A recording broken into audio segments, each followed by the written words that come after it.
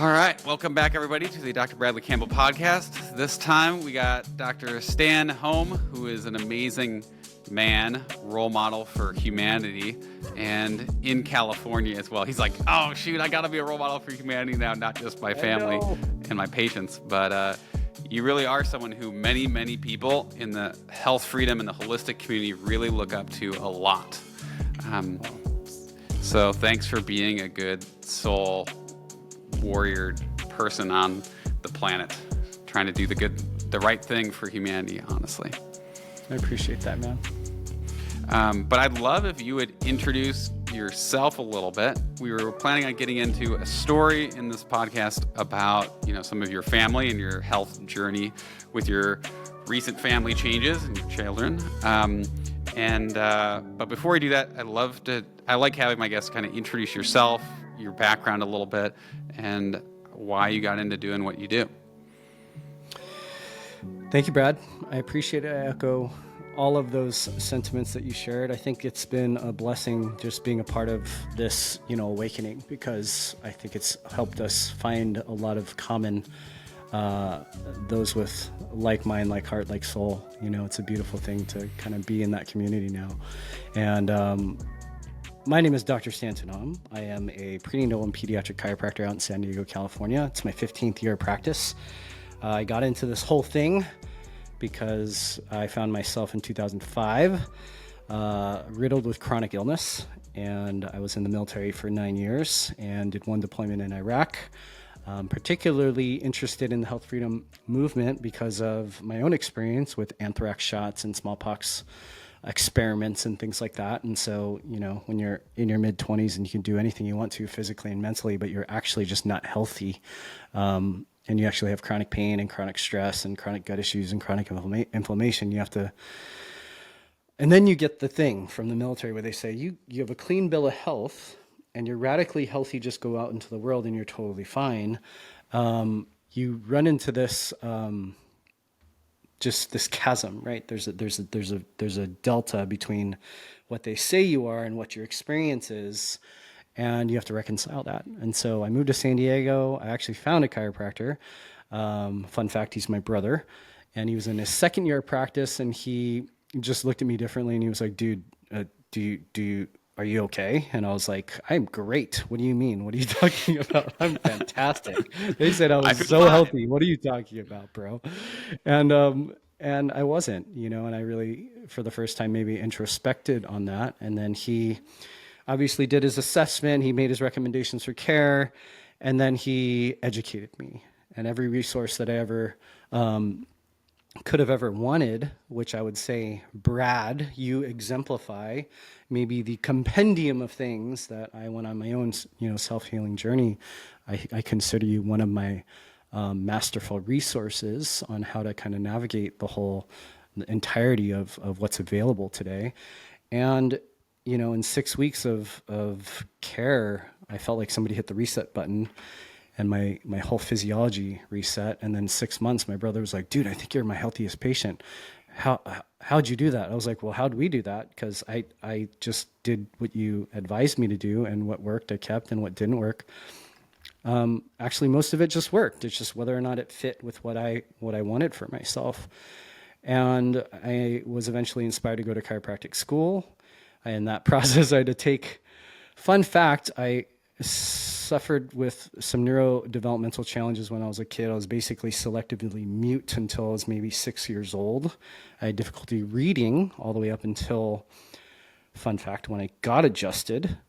And I took my prerequisites for chiropractic school because I always got C minuses in English. And so my grades were not good enough in my English classes. And so I took a class at a local college, and I didn't realize at the time, I was just super stoked to take a class and had not been in college in a while. And my teacher gets to the end. He was like, dude, you're one of the most prolific writers that I've ever actually taught. Have you ever thought about going into writing? And I was like, say that again, because no one's ever told me that. Everybody thought I was illiterate. And come to find out, I think my brain healed, and I've spent my entire journey of chiropractic learning about, yes, kids, yes, pregnancy, yes, optimal like conception environments. That's why we're called future generations, but specifically because of this chronic health epidemic that our kids are navigating today. I've spent my entire career like studying that and studying kids' brains and how we develop and how we optimize their potential. And 15 years now, and a decade into practice, and COVID hits, and we had already been teaching all of our families about informed consent and about all the different choices they have to make. I'd already had my own experience, as I shared about, with regard to, shots and things like that. And so it was kind of a no-brainer to teach people about informed consent when all of that started to come down. We never slowed down. We never shut down. We never complied. And honestly, our practice grew and our community grew, and we started a podcast, 288 episodes now. And we had 3 really big live events because we started to see what was happening in California. And we attracted thousands of people to really just do one thing, which is safeguard the world that our kids are going to inherit from us. And this silhouette is my daughter. And everything I do revolves around future generations, but especially mine. And I've never looked back. And that's what I get to do today. That's so awesome. I'm like, there's like, wow, I just want to talk about everything. Yeah, we could talk about that for 10 hours. The whole fact of like being, did you say mute for 6 years? Like, what do you think would have been different if you had a pediatric chiropractor? How do you think that would have gone? Were you adjusted as a little kid? Oh, man, no, I was not adjusted. I did have a DO as a pediatrician who my mom credits as being very conservative in terms of pharmaceuticals and things like that. Didn't jump to antibiotics right away. But no, I wasn't adjusted until my brother was an intern, and I didn't have any clue that I would want to be a chiropractor because of how interns adjust, and come to find out he ended up being a big trajectory change in my journey, Yeah. For people listening, when you're a brand new chiropractic student learning to adjust, it's sometimes a stay away, caution, red tape, because they're not always the best at first. Some of them are, talented just inherently, but usually it takes a year or two for them to get better. There's data that says that it takes about 2.5 years to recover from getting adjusted so much in chiropractic school. So no offense to the young chiropractors out there, because there's a lot of them. There's a lot of resources today that I believe were not available en masse as they are today. And I would say that a lot of the younger chiropractors are actually extraordinarily skilled. But your question was how my life would have changed. I honestly,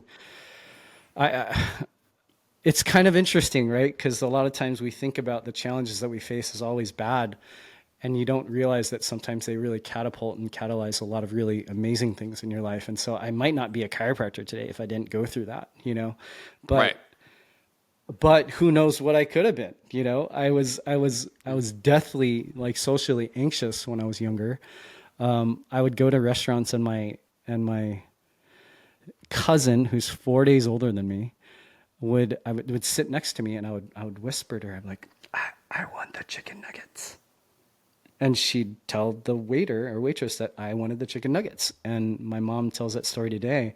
And I would argue that, given what my clinical, opinion would be today, is that I think I would have come out of my shell in like weeks, and I would have started to express who I was maybe more freely and, at my higher potential way earlier than 20 years later. Right. It's funny. You're now, it's like the wounded healer archetype circle of the T.S. Eliot quote. Like, at the end of all our searching, we arrive back at the beginning, like finally knowing that place for the first time. It's like, you're like the perfect doctor for your inner child. So you can almost do a meditation to like go back and like heal you gotta like go back and visualize yourself and then like adjust yourself in your meditation. Oh man. It'd be a trippy dream. I'm going to do that tonight. That's crazy. Because I trust you, man. Oh, it's so funny. Yeah, anyways. It'd be funny if like tomorrow I expressed more of just because I visualized adjusting myself at 6 years old. Oh my God. You heal all your timelines in the infinite parallel universes. But anyways, so now you have how many children of your own? I have 2 kids. 2 kids. And how has that been for you?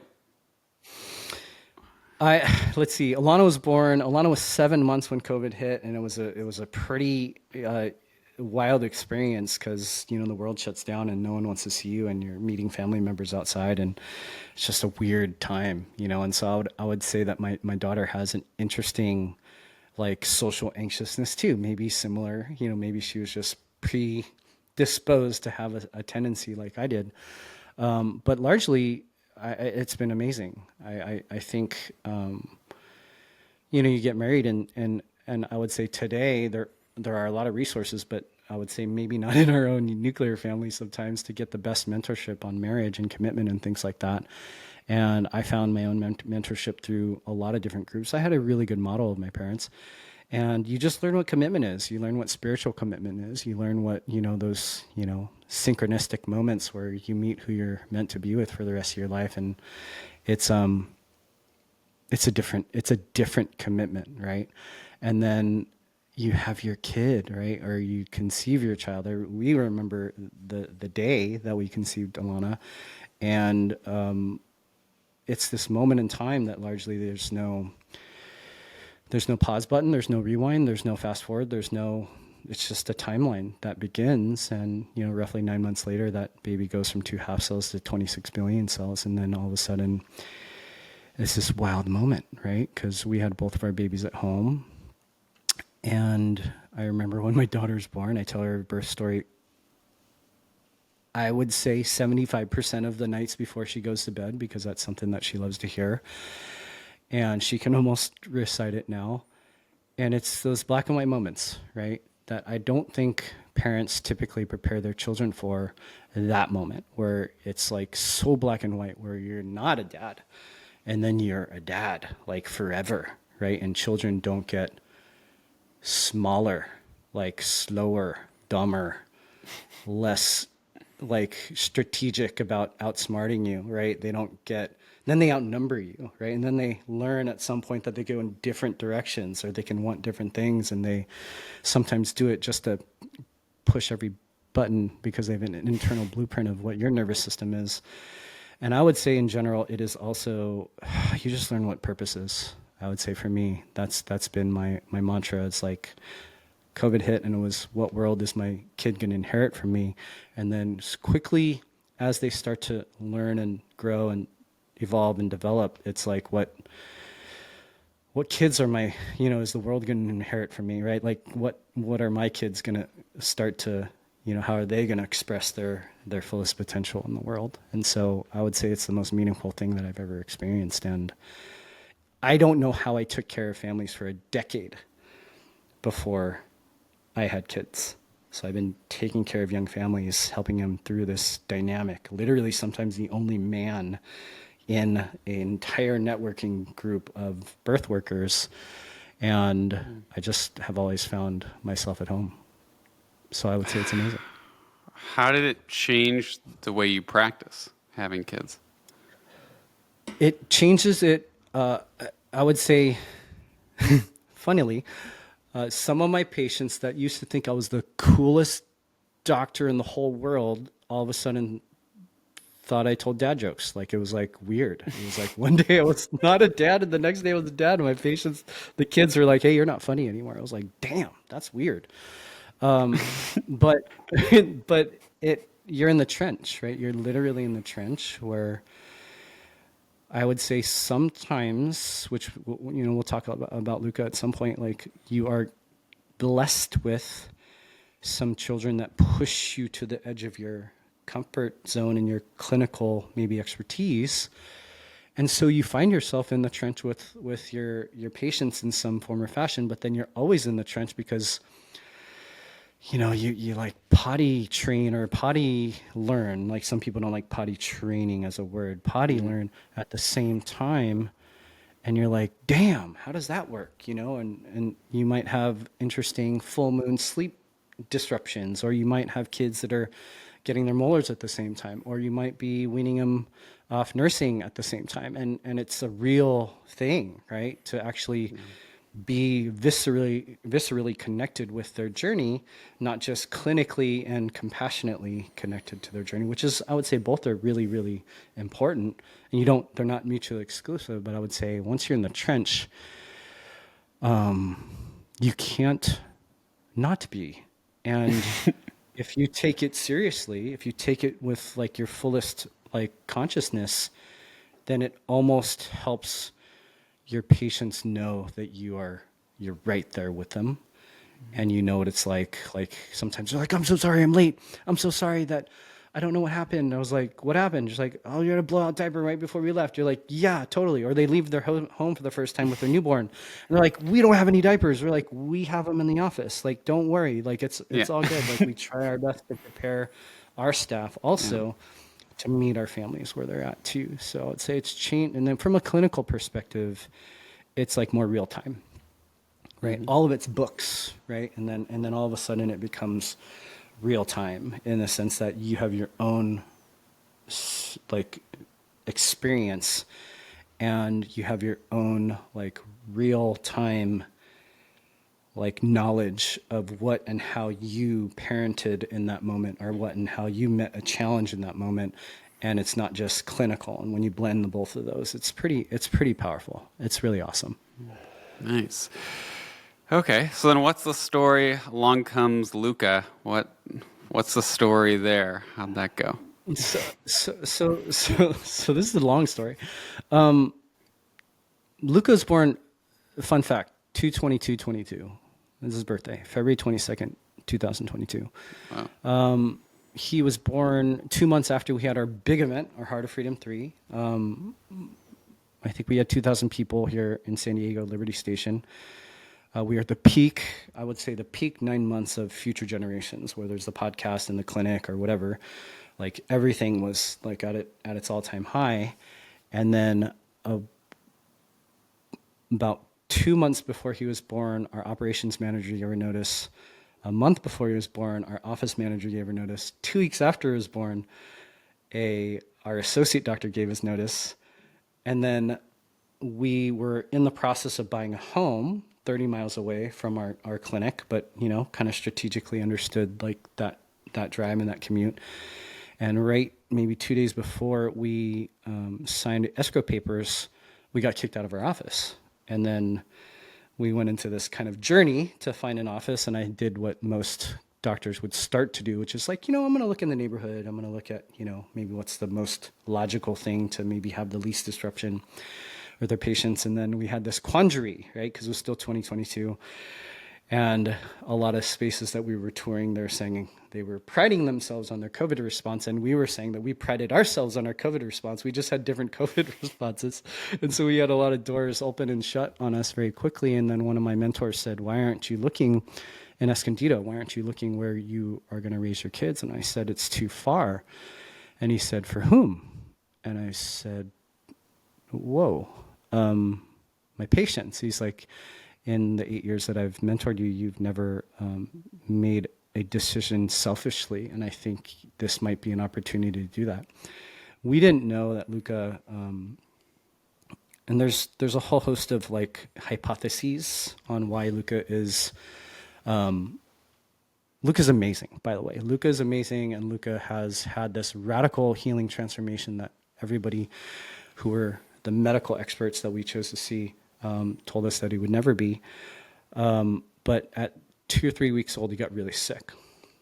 And It's like normal pregnancy, normal birth kind of thing? He was born at home. He was a huge baby, 39 weeks. It was pretty textbook, I would say, almost like pound for pound, like navigating on paper exactly the same as Alana was. Same midwife, obviously same mom. And the journey was just dramatic in the most optimal way. Optimal home birth, optimal pregnancy, except for the fact that we were in the middle of crazy COVID. I don't know if you remember this, Brad, but this was my speech at the Big Idea, where in April 2021, my wife miscarried after, another hypothesis. Somebody stayed with us who had been recently vaccinated, and then Luca was like the next month, conceived the very next month. And then, so he was born, he got super sick. It seemed like a combination of either COVID or maybe whooping cough and pertussis and things like that, all the things they scare you with. And he was actually navigating really, really, really well. Obviously, he didn't like it, didn't love coughing, didn't love, being congested. He was super young, and we weren't really scared. But when he came out of the sickness, we noticed something was different about his eyes. We noticed that he wasn't focusing as well, and he wasn't tracking as well. And, it was kind of a blur what his previous 2 weeks were, but it was definitely very, very, very different. And it was to the point where we didn't know if he could see. And so I did what I typically do, which is examine my kid, and do all the things that I would do to work up my kid. And then, realized that it was probably something that was a little bit outside my scope. My dad's an optometrist, and he did the best that he could to do, get out his ophthalmoscope and actually look at his retinas and try to see what was going on. And it was a little bit inconclusive. We went to an integrative pediatrician. We went to a regular pediatrician. We went to a neuro-optometrist. And the neuro-optometrist was the first time that they said, oh, yeah, he can see. He just has really bad eyes. Like my wife's eyes are like minus 9.5. And for reference, like if she wakes up in the middle of the night because the kids are not sleeping well, she'll grab the phone and she'll like put it like next to her eyeball and be like, oh, they slept good, because she can't see her phone, right? And my son's was minus 11, right? And so he said, he's got, some of the most severe myopia that you could have. And at the same time, if he doesn't have some sort of help, he might have issues with refractive amblyopia, some issues where like he could have all the anatomy, but he doesn't go through the proper developmental visual development, that he would have all the anatomy but not be able to actually functionally see. And so he recommended we go to UCSD, not to go to Rady Children's Hospital. And we went to UCSD, and it was wild. It was a wild experience going to the ophthalmology. And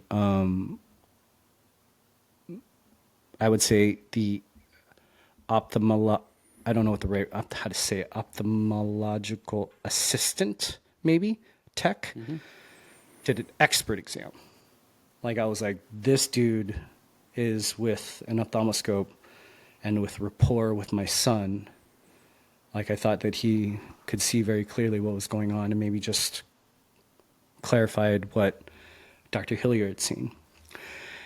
And then, you get to see the ophthalmologist, and she is doing a terrible exam, builds horrible rapport with my son. She's like, I can't do this. We have to schedule him for, we got to put him under, we got to do an MRI, and then we got to do a full retinal exam to know what delay he's going to have. And we were like, whoa, like that's pretty tough. I'm just kind of watching my wife like crumble because she's obviously there with me. My dad's there too. And my dad was like, this lady's a horrible doctor, right? Like he's just dictating in my ear. like she's got horrible bedside manner. And she's just kind of going on and on about how he's going to be disabled for life. He's probably not going to walk. He's probably not going to have any sort of full function. And we just got to figure it out. Like we got to put him under. We got to, that's what we're supposed to do. And it's the only way to know for sure what his disease is and what his problem is. And I watch my wife, and she's obviously just totally beside herself, and she's like, let's schedule it. And I was like, wait, let's talk this through. And I had a couple of questions because obviously I've done exams on my son, and I've done obviously adjustments on my son, and I just asked her, I was like, hey, he's 4 months old, and do you think it's safe to put a child under who who hasn't integrated his moral reflex yet, the reflex. And she was like, wait, what do you mean? What does that matter? I was like, well, the moral reflex developmentally is when a kid graduates out of it, it's actually showing that they have good homeostasis in their autonomic nervous system. Do you think it's important that he integrates? And she's like, that doesn't mean anything. I'm like, oh, okay. I think it means a lot, but okay. I was like, do you think it means anything that my son sleeps perfectly, that he nurses perfectly, that he has incredible emotional intelligence, that he has all these things that are actually working well with him? Do you think that matters? And she goes, none of that matters. All that matters is that we do this exam. All that matters is that we do these tests so we determine what his capacities will be in the future, or maybe more clearly, what his deficiencies and his lifelong disabilities will be. And I said, thank you very much, but we're going to go get a second opinion. And we never went back, but obviously we're in a pretty big unknown, and all things kind of pointed to another neuro-optometrist by the name of Dr. Claude Valenti in La Jolla, who happened to be a block from where we lived, which you've been to our old home, which is weird because we found ourselves moving 30 miles away, wondering when patients and if they were going to come to see us. And here we were finding a doctor that we were going to come back to on the regular. And he did a full workup on my son. I thought he was he's kind of like one of those older AK docs, like the wizard types, that you're just how do you know what you know, right?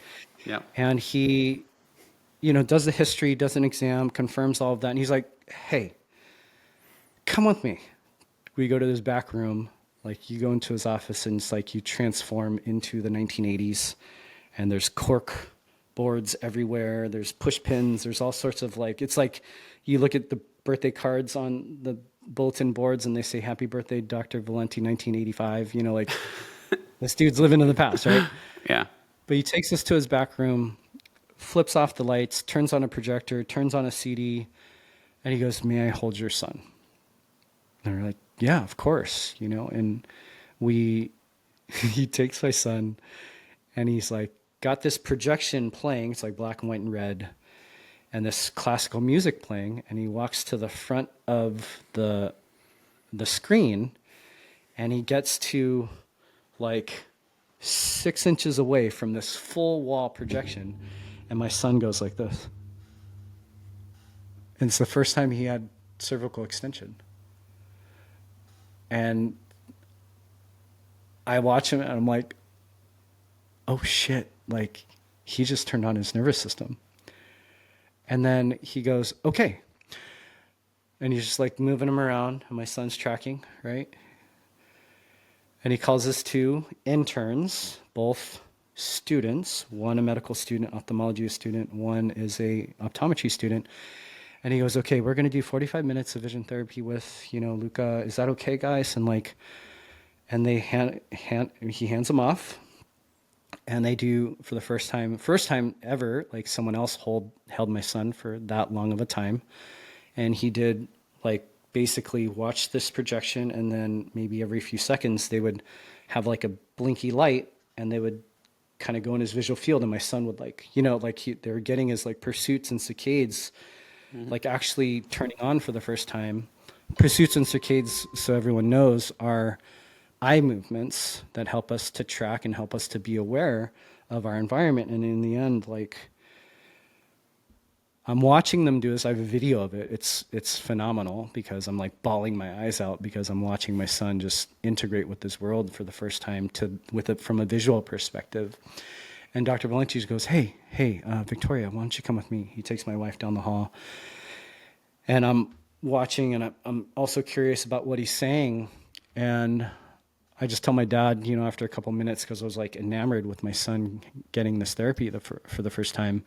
And I go down the hall, and Dr. Valenti just is saying to my wife, she just says he's in his 60s, he's been in practice, 30, 40 years. And he says to my wife, your son is amazing. And you, I can tell, are an amazing mom.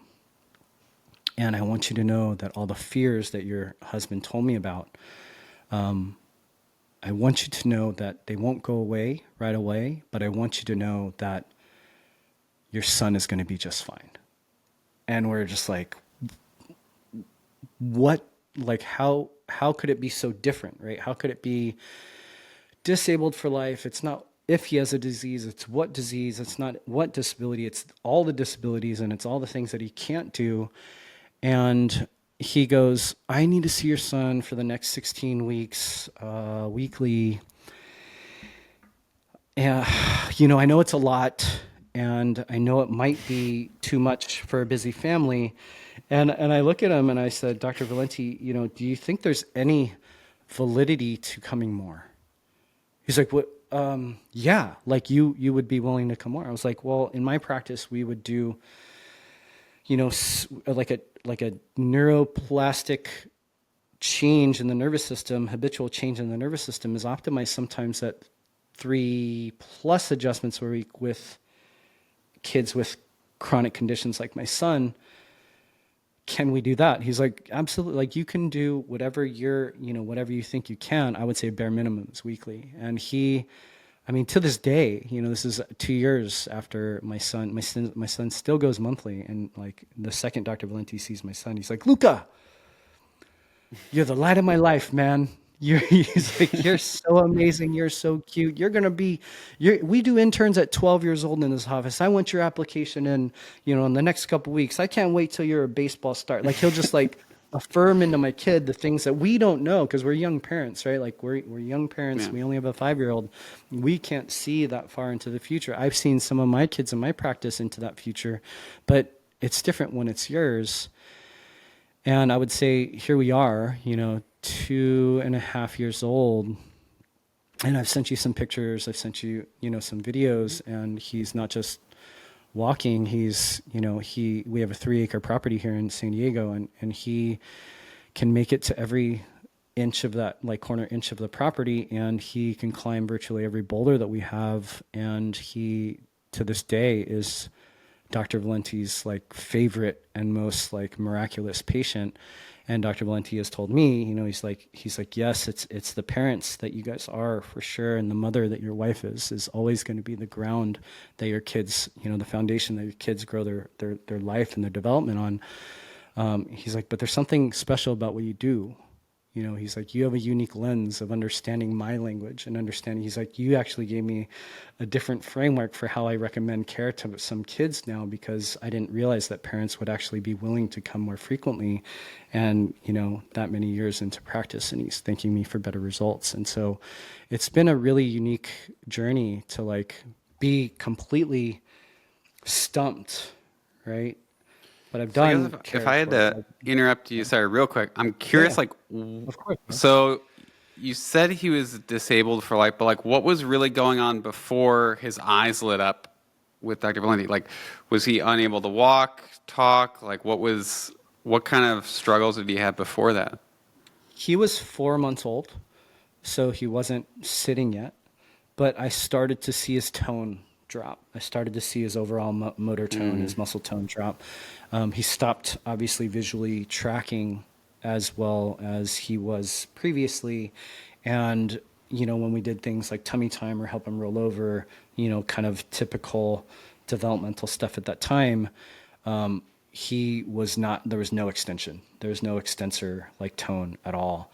And so he was still like grabbing, he was still playing with things, he was still kind of bringing things to his mouth, but there was no like engagement with his visual field.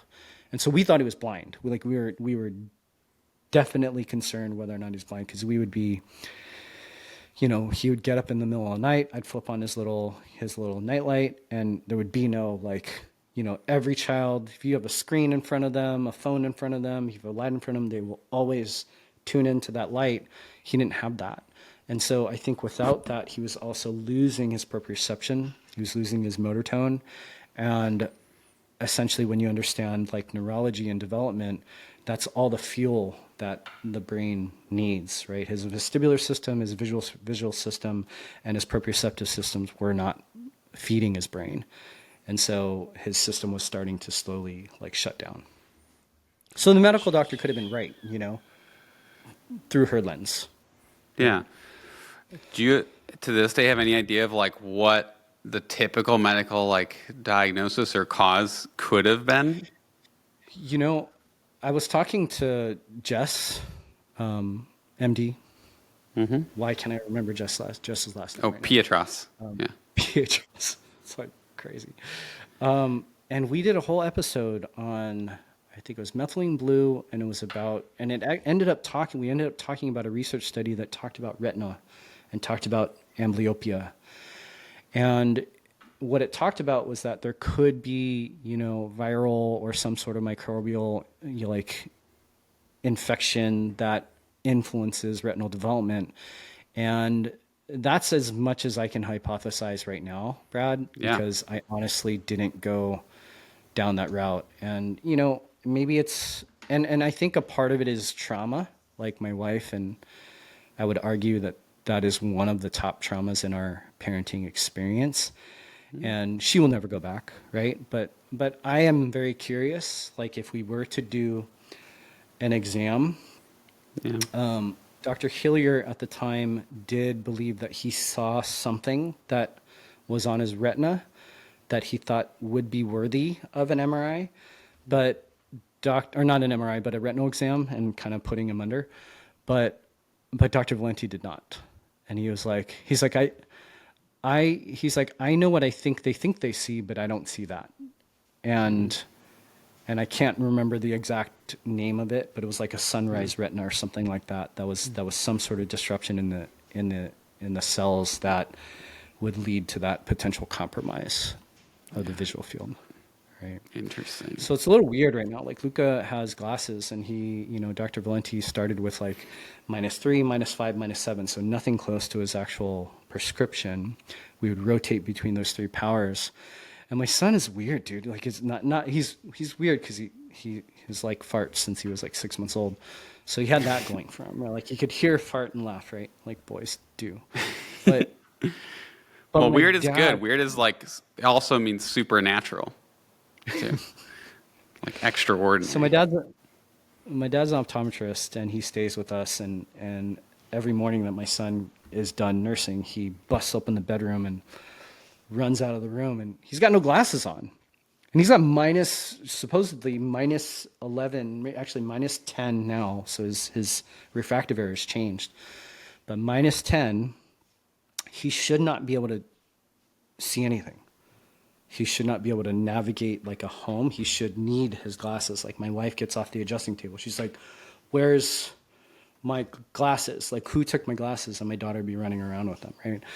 Like my son gets out and he beelines it for virtually anything that he wants to. He goes into the cabinets, he goes into the drawers, he goes into the kitchen, starts banging pots and pans. And my dad's like, "This is freaking weird, dude. Like he's supposed to not be able to see anything. Like it's supposed to be a completely blurry thing." And my son is really, I would say, some of those things when you don't have the fullest sensory capacities in one area, I think he has these advantages and skills in other areas that we don't know what they truly are yet, right?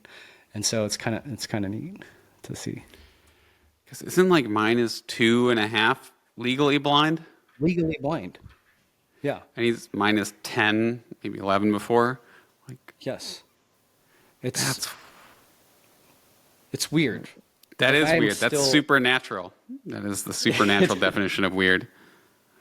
Is he like doing like he's not doing like bat clicks or like like operating no like he's with not some like other clicking the back of his throat like some sort of sonar or radar? Yeah, no, got, like electromagnetic senses, extraordinary sense.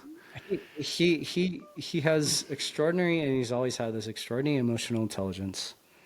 He's got, for what he can do without seeing, like I think his hand-eye coordination, some of his reflexes are just a little bit slow. So when he was younger, he would like fall and he'd like bust his forehead open because he couldn't like get his hands out fast enough, but he would get them out. But now, like when you watch him climb, like I keep thinking in my mind, like he's either going to be incredible at jiu-jitsu one day, or he's going to be really good at like rock climbing. Like, cause I'm watching his dexterity, I'm watching his development and things, and he's very advanced on some things that maybe he is over expressing because of the other things that aren't as well. Yeah.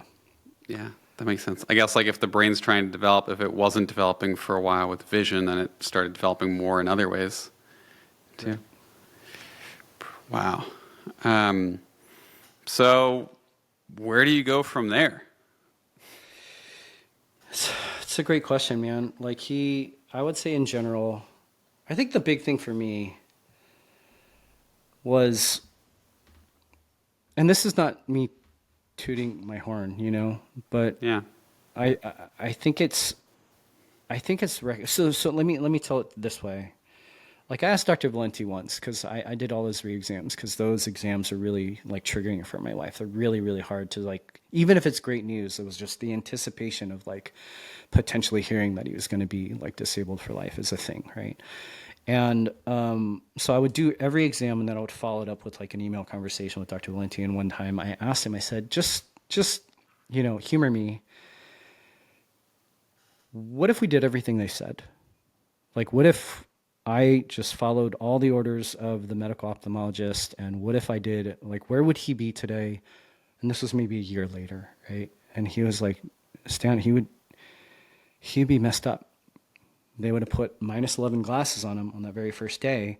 He might have been able to see a little bit more clearly in that moment, but his world would have shut down virtually everything on the outside of it. He's like, I've been trying to work with his vision, not ever using his full strength, prescription, because I wanted him to kind of engage with the world, because babies, when they develop, their eyes and their retinas are not set in stone. Like there's so much like stem cell regeneration. There's so much changing of their cranial vault. There's so much like stretching and changing of the actual retina, right? Like most people don't know the difference between a refractive error, which is how much stretch there is in the actual retina, and visual acuity.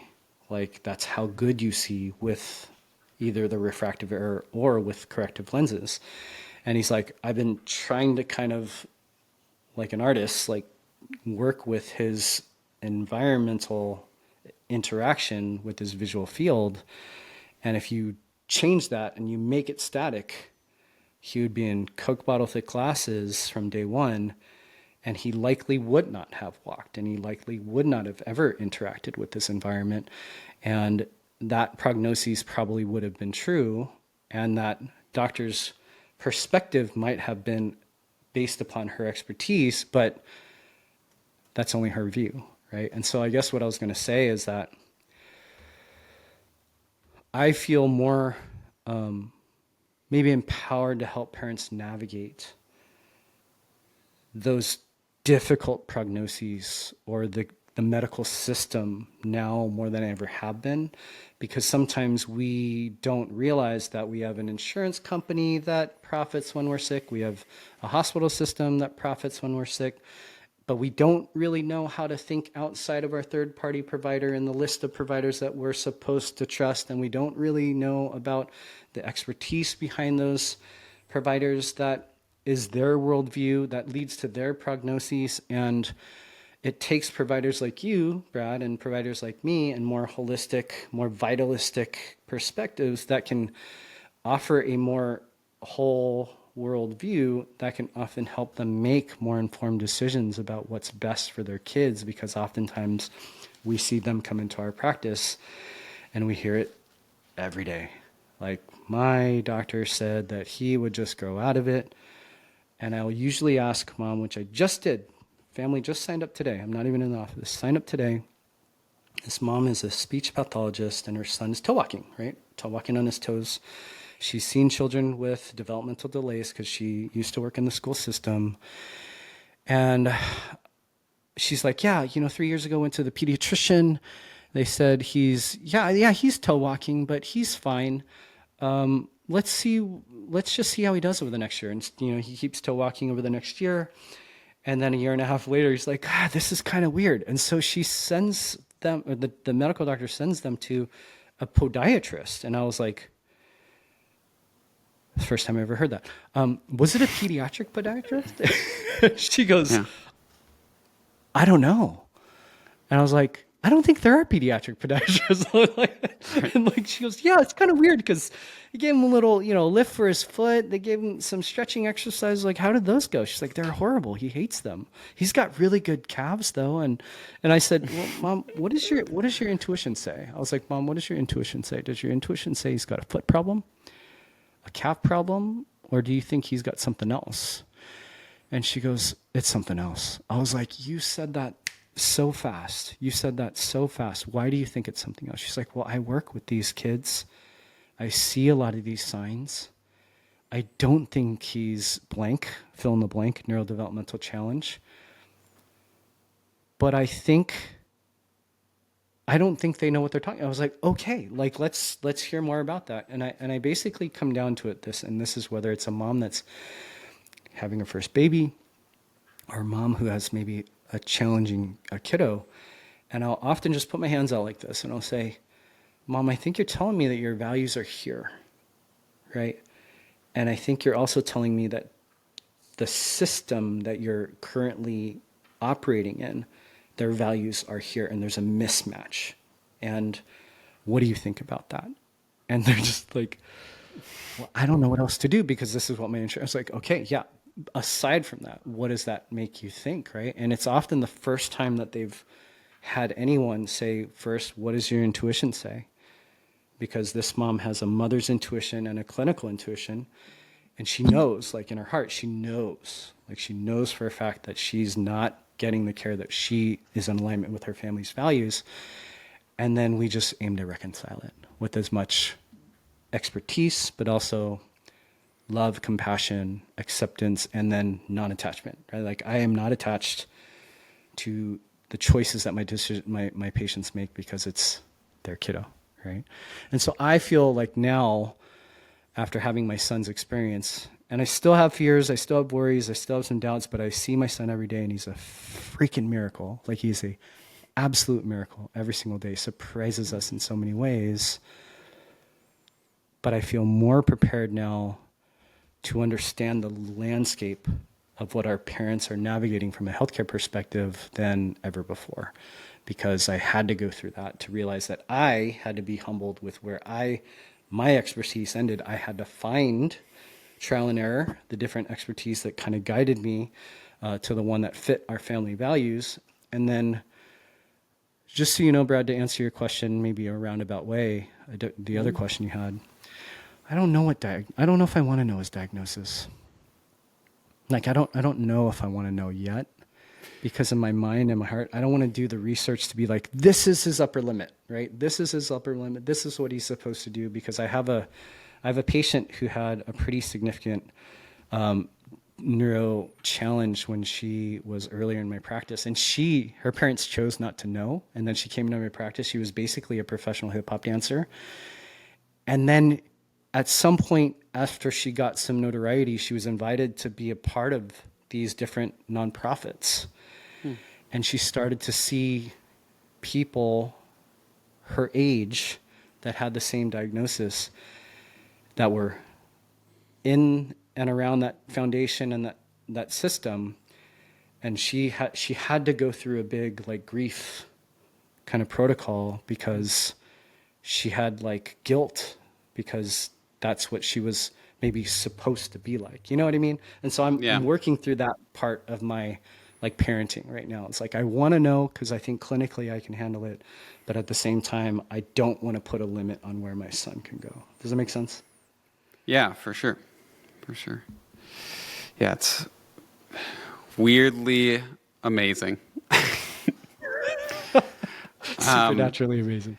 Supernaturally amazing. I mean, it's one of those things where, like, if you had a diagnosis, it probably would have limited you to this point, and it could limit you in the future. But sometimes looking back, you're like, oh, if that's what that was supposed to be, like, you know, Luke ended up nothing like that. So in some sort of instance, it would be a great case study once he's older and grown to be like, you know, this is where he was, like, he defied all odds, basically.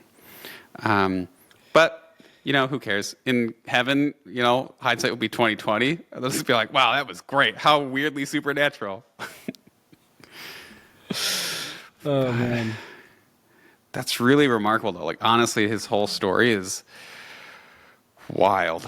Um, the eye doctors who do like neurodevelopmental stuff, maybe like Valenti or other ones around here, it's really an amazing field of medicine. I think people don't realize that your eyes are actually brain material and how much influence they have over your being and your neurodevelopment. As like, for people listening, like, as children developed, what they see, whether it's like on a screen, which is not so great usually, or in their world, impacts them so much. And when you have visual disturbances, it impacts everything else, not just the eyes. Like, they don't realize how tightly linked the eyes are to almost every other function in the body.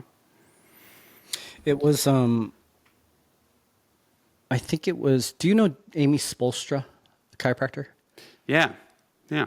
Amy Spolstra, she does the Focus Academy. I took her training a year ago, and I thought it was remarkable. Her dad is a neuro-optometrist, so she kind of blends both worlds.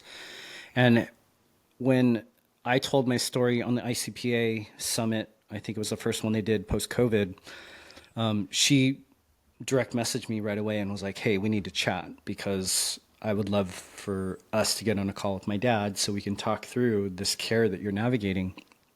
And one of the things that because we know vision as a sense, right? It's one of our senses, but you're saying it's brain material, right? And this doc was very clear. He's like, the vision is motor. And the vision is motor because you cannot chase the world without your visual acuity. And that's and when I heard that, it was the first time it gave me that sense of when my son went into full extension and he locked eye contact with that pattern or with that projection, that the visual field is how we create the world that we're meant to chase, that we're meant to create, that we're meant to ideate in our mind and then create and manifest in the world. And so I think I wholly agree with what you're saying, for sure. Yeah. I mean, I think it's like I was referencing, like, the anatomically, the physical eye and the retina is considered part of the brain or central nervous system too. And Sure. as you know, but people listening might not know, but it's just what do you think it was that Dr. Valenti did that got his eyes working? Was it like the bright light in a dark room? Was it like the up above? What do you think really happened? I think it was multiple fold. I think clinically it was the vision therapy for sure. Like, initially it was a lot of that projection and it was about, the stimulation from different contrasts. But it very quickly turned into like games, and actually helping him achieve milestones. I mean, even today he'll go in and he'll have a very specific plan for him. And I don't know what these tests are, but he'll have these different tests and be like, oh yeah, okay. He can see this. Oh, he can see that. And he'll check his reflexes. He'll be like, and then he'll have all these different things that he's supposed to do that help him kind of achieve what he's supposed to do developmentally on time. And so I think it's clinical. I think there's a big part of that that's very clinical, that's very developmentally focused. And I think it's very much an environment. I think the environment that he creates in terms of his rapport, like, my son loves this man, right? And I have a video of, I'm just videoing and it's pitch black, right? And Dr. Valenti's shining the light in his eye and he's going, is this better? Is this better? Is this better? Like, he's kind of shifting. Obviously my son's not answering, but he's able to see how his eye responds, with the light. And at some point, Dr. Valenti drops one and all of us go like, oh, and my son like starts busting up laughing. And I have it on video. And Dr. Valenti's like, did you catch that on video? He's like, did you? I was like, yeah, I did. He's like, you have to send that to me because I'm speaking in Holland next week. He's like, I've never met a kid like your son. He's got like the perfect, like the punchline. He knows the punchline. He knows when to deliver it. And he's like, this is how I know. This is how. So it's always been very clinical, very much, let's look at his eye, let's look at his development, but it's also like holistic. Like, he is in tune with the entire kind of being of my son and maybe our dynamics as a family. And I think those combined have dramatically made his journey that unique. Because we've been to other vision therapists that are very good therapists, other good neurooptometrists that are very good clinicians. And I would say my son does really well in there. But it's that difference there. That's that connection that I think, some of the best make, right? Yeah. So it sounds like he's more of like a tonal neurooptometrist. The way he practices, it's more vitalistic than like strategic or engineering. Like the first one you went to see was like very like, here's by the books, like here's how we do it. And he's very much like, I'm going to feel out your child, and like the relationship they have shifts things. But because I had someone, go ahead, sorry. I had someone who just asked me today, like, how would you describe tonal chiropractic? I'm like, I actually don't know. No one's ever asked me that. But yeah, I was going to ask you on the podcast is what you do with patients tonal chiropractic, or how would you describe that? I would say I can shapeshift, right? You and I both know there's some 300 chiropractic techniques. Some are like you get adjusted and you feel like you're being pushed through the table and through 2 floors below the table, right? There's a very physical, biomechanical, structural adjustment. And then there are adjustments that are what they call tonal. And tonal, if I would describe that, is almost like you are like tuning a piano, right? You're tuning an instrument, and you can feel tone in the body. If you look at the original chiropractic textbooks, Dr. D.D. Palmer defined chiropractic as founded on tone. And so tone being muscle tone, neurological tone, emotional tone, spiritual tone, digestive tone. Like there's this whole kind of holistic way to understand tone in the body. And just like, you could have a bunch of metronomes going at the same time at different rhythms, right? They would at some point all synchronize and go at the same time, at the same speed. Or just like you hit a guitar string in a music shop, every instrument in the shop is going to reverberate at the same tone, and there's that resonance. I would say that everybody operates in a model of tone and influences tone, but there are some chiropractors that understand how to actually just play in that dynamic more so than others. For us, I would say depends on the patient. We always based on what's clinically necessary and based on what's comfortable for the patient, and we do our best to meet there. But we're always conscious of what our tonal influence and is going to be on the patient for sure. Yeah, cool. Thank you. I was curious because I've seen you adjust and like shadowed your practice, and for people who don't know, and you're great with kids and get amazing results. It's awesome. But I was curious because I had learned some tonal techniques and some non-tonal techniques, and I'd never like known what the term was. I was like, oh, that's what we're doing. Okay, got it. Because I do a little bit of both as well. But there's some techniques that consider this as like very tonal and non-tonal. I just hadn't really learned that system of classification much before until I went to a chiropractor, and I think like went to adjust me, and he like touched my CT, and he's like, that's it. And I was like, wait. He did tuned one key on the piano. I was like, okay, done. I was like, wait, that's it? Okay, great. So it was a new experience for me. So there's that aspect too, right? Because there's network spinal analysis, biogeometric integration. There's these chiropractors that do these very tonal based adjustments that you look like it looks like a patient is like doing like waves, Oh yeah, could do that. Movements. Yeah. And those are all tonal based techniques as well. And so it's very interesting. I don't practice in that model where very subtle movements that sometimes they call access points, they call them gateways, and they're very neurologically profound areas of the body that if you send even the smallest impulse in, it changes the entire tone of the body. Yeah. Yeah. Interesting. Cool. But anyways,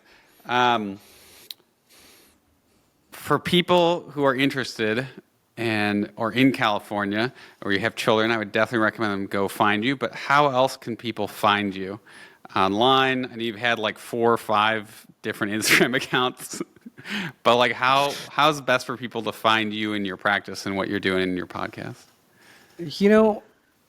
I think by the time this podcast release, we're going to be launching our what we call a curriculum, right? It's focused for parents, and it's focused on giving parents as much in their kind of mindset, belief system that they can use to safeguard themselves, but also protect themselves, and also maybe help empower them navigate through, whether it's the conventional healthcare system, the natural healthcare system, maybe the litany of, environmental toxins that exist in the world, not necessarily from a nuts and bolts, hey, this is what the toxin is, but what is the actual kind of belief system behind a lot of those toxins that I think is super important.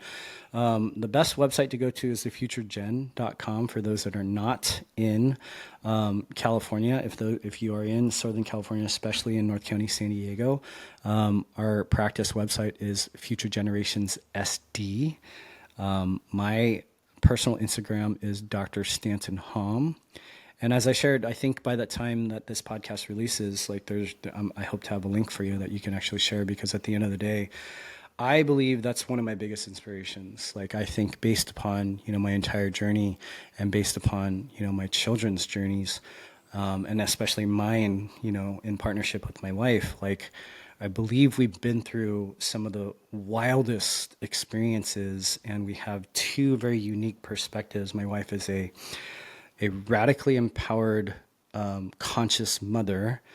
And then I consider myself one of the top functional, maybe vitalistic clinicians that sees kids today.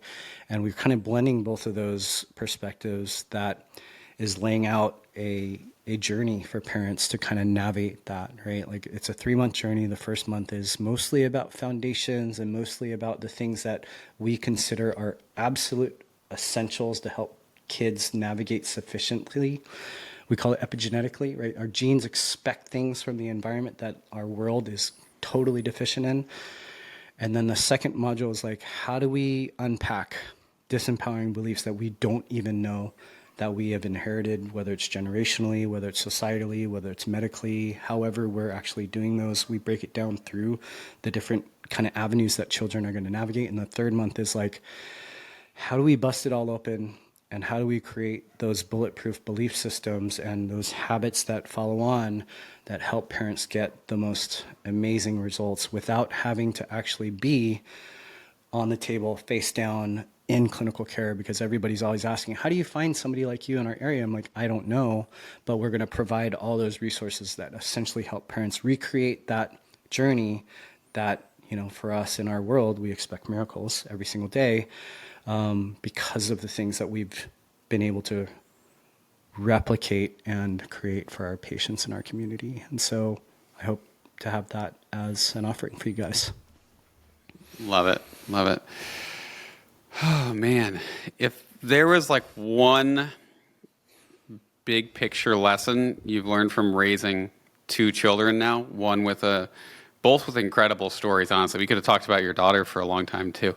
She was not a huge fan of mine the first time we met, but I'm sure that next time she will be. Just kidding. It doesn't really matter. But I would love to be her friend. She's pretty great. But, and meet Luca someday, too, in person. But is there any, big message that's coming around for you from having raised 2 great children? Well, I would say that it will definitely change for you, for my daughter. For one reason is we've gone through radical trauma healing for our family, especially my wife and I.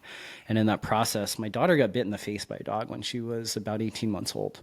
And so it wasn't you, I think it was Albus, the late great Albus, that maybe was a little bit overstimulating for her. Always just I do remember we had to keep her in the yard. Yeah, that's true.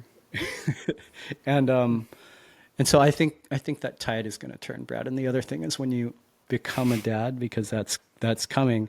That's coming. That is always like a big difference maker for my kids too, right? And so I would say, oh man, the big picture lesson.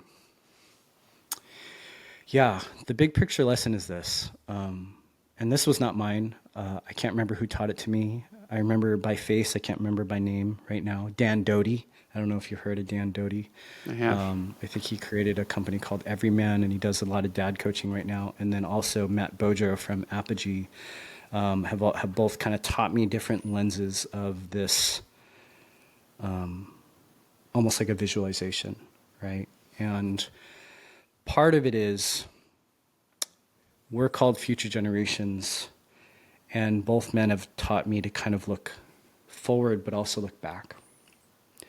And what we don't really contemplate, right, is sometimes even the uniqueness of us, right, ourselves. That just to be us, it took 100 million sperm and one egg that ovulated that month to come together, right? One of 100 million sperm. And then those two half cells turn into 26 billion cells in about 9 months. And the odds of that, like, are remarkable, right? Because you also have to find your partner, you have to find, your soulmate, you have to find your wife, you have to find your spouse, and then you have to, obviously be intimate and come together. And it's that, like, uniqueness of that one conception moment, right? But if you go back 10 generations, this was like mind-blowing to me. It's 1,024 people that had to come together, that had to conceive a baby, that had to conceive the next generation to make it 10 generations to then be you. And it blew my mind because in my world, I've always thought, right, the longer that families are in my practice, the healthier they are. The longer and greater percentage of a child's life, right? The younger the baby is in my practice, the longer they've been in my practice in the percentage of their life, the more vibrant, the more connected, the more healthy, the more resilient they are, right? But if you future pace that from you and then your spouse, right? You go back 10 generations, that's 2,048 people. It's you and your spouse, and then you make your children. And then you future pace that out 10 generations, right? It's one of those things where some people grow up and they never know their mom, or some people grow up and they feel traumatic from their parents, trauma from their parents. They have generational stuff, but we don't sometimes think about the bigger picture, like, holy shit, just to be alive in this moment today. It's like one of my mentors, John DeMartini, would say, it's like taking a hurricane and going through a junkyard and coming out with a 747. Like, it is virtually impossible just to be alive in your own body and your own being today. But then when you think about that for your kids, it's exponentially more. And when you think about your future generations, I would say that's something that I think about a lot. And it's crazy that I think that way. It's not something that I'm normal. I can't just go to the bar or hang out with people and just talk like this, although some of my friends can hang with me. But it's something that I wish that people understood, right? I wish they understood the uniqueness of who they are, the individual nature and the randomness, although it's all orchestrated and there are no mistakes, that the gratitude that you could feel, just for your own existence and then the existence of your children is just far superior to any trauma that anyone could ever wield on you. Really puts life in perspective. For sure. Thanks, Brad. Yeah, thanks, Dan. I really appreciate all the stories, going through, like, the detail of Luca's story and all the wisdom you're dropping, and I think a lot of hope for people too. It's inspirational. Yeah, I would say that's it, right? Never let anyone tell you that you're not a miracle or that your child is not a miracle. And if anybody doesn't start from there, then they have a limited worldview of what is possible for your kid. And if you can just re-teach yourself, reaffirm in yourself that miraculous nature is always alive and well, just by breathing, just by existence, I don't think we have I don't think we could put a limit to what's possible in this world. Love it. Much better than talking about the man. Bar, Lakers versus Clippers at the bar. And then you're like, well, what about 1,024 people who made you? And they're like, what are you talking about? What are you smoking? You're like, I'm just well-adjusted. Dude, I've been this guy since I was like 17 years old, man. It's so crazy, And I'm glad that I'm actually operating in a lens where you can hang with me and our friends can hang with us. Right. Well, maybe not talking for a few years. You had, like, a lot more time to deep think. Like you were building that muscle early on. But I was able to talk after 6, but I didn't talk. Like I didn't talk until like I was actually maybe, I don't know. I don't know when I actually was actually not. No, I'm actually radically introverted still. I think you and I both kind of get down like that. And when was your first adjustment? First adjustment was probably, let's see, I want to say I was maybe early 20s. Okay. Right? And then my first chiropractic care was at 26. And I definitely had like a coming out of my shell for sure. Yeah. Do you still get nervous to speak at all on your own podcast or like publicly or anything like that? Podcast, no. Publicly, I think when we did, we were invited to do Bobby Kennedy's first live in-person campaign event when he was still running for his own presidency. We did his first live event in San Diego, and I had done Heart of Freedom, 1, 2, and 3. But when I got to that stage, I was like, shit, like this is a little bit out of my comfort zone. I'm not really the politician, politics kind of guy. And I got, we had about 1,000 people there, and I got pretty nervous, but everybody said I did okay. So I think I still always, I feel it, but yeah, you just go, man, because the world needs it. I'm sure you did great. Just internal butterflies. So, thank you so much, Stan, for joining us. I could talk to you for another couple hours, but we'll respect your time. Thanks for joining me. And for everything. I appreciate you, man. I think you're one of my favorite people on the whole planet, man, and I'm very excited for you and your journey becoming a dad. And I think the world is going to be. I think the world is going to be so blessed, by what this baby brings and how you guys start to really express that next level of you as parents. It's going to be wonderful. And anything I can do and anything I can be for you, just let me know. It'll be a miracle. Thanks for joining, everybody.